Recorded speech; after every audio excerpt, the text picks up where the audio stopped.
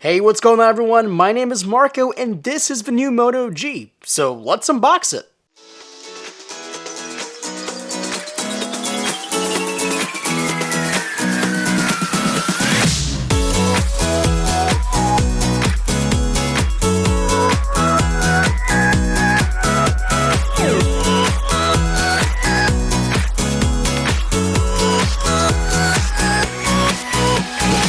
Every single Moto G has done incredibly well, and with the new third generation Moto G, Motorola is capitalizing on one of their most affordable smartphones by making it even better. Now let's go ahead and crack open into the box, and the first thing you see is the brand new spanking new Moto G third generation. Now it hasn't grown at all from the last generation, it's still housing the same 5-inch display, but there are some aesthetic changes that we'll talk about in a bit. Underneath you'll find a charger and some documentation. Now we can go back to the brand new Moto G. Now, as I mentioned, the overall size and form factor hasn't changed from the second generation.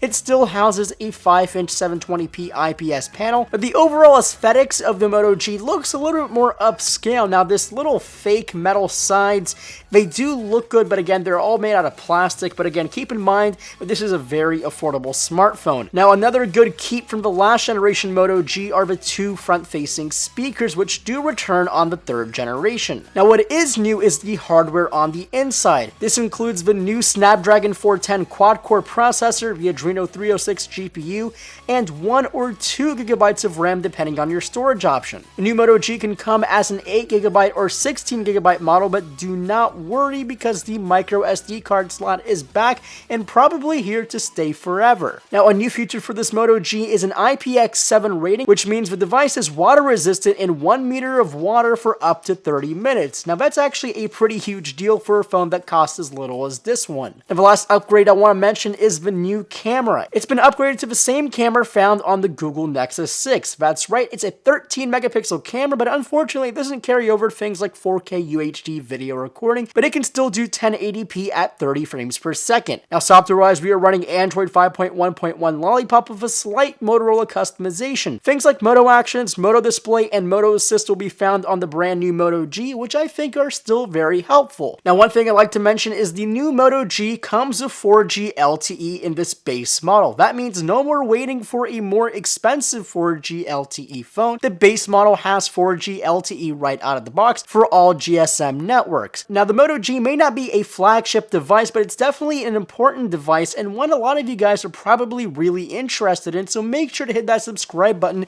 to stay tuned for our full review of the brand new Moto G. Also, hit that thumbs up if you enjoyed watching this video, and as always, my name is Marco Hanna, and I'll catch you guys in the next video.